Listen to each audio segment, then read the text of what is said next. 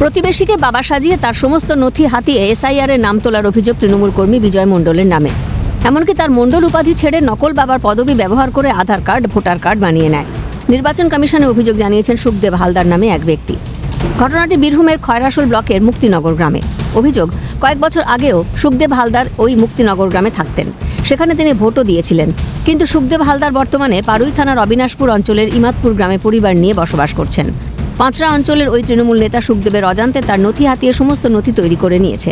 সেই নথি অনুযায়ী এসআইআর এর ফর্মে ওই তৃণমূল কর্মী সুখদেব হালদারকে বাবা সাজিয়ে ফর্ম জমা করে। এই বিষয়টি জানতে পেরে মঙ্গলবার ব্লকে গিয়ে বিজয় মণ্ডলের নামে অভিযোগ দায়ের করেন তিনি।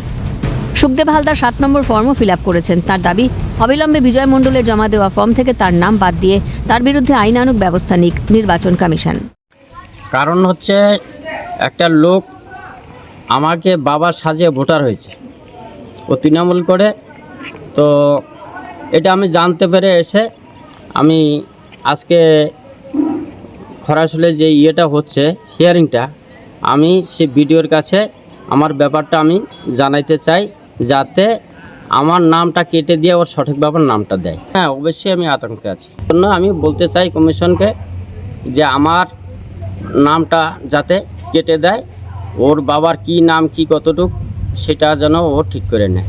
যদি অভিযোগ অস্বীকার করেছেন তৃণমূল নেতা বিজয় মণ্ডল। যদি ব্লক থেকে কোনো নোটিশ আসে তাহলে সমস্ত নথি নিয়ে তিনি যাবেন বলেও জানিয়েছেন তিনি। কে অভিযোগ করেছে, কি করেছে সে আমি বলতেও পারবো না, আমার জানাও নেই। এবার যদি ব্লক থেকে, যদি ব্লক প্রধান যে রয়েছেন সে যদি আমাকে ডাকে, ডকুমেন্টস নিয়েছে, যতটুকু আমার কাছে ডকুমেন্টস আছে আমি ওখানে দাখিল করব। এসআইআর শুনানি পর্ব চলছে। ভোটার তালিকা নিয়ে শোরগোল।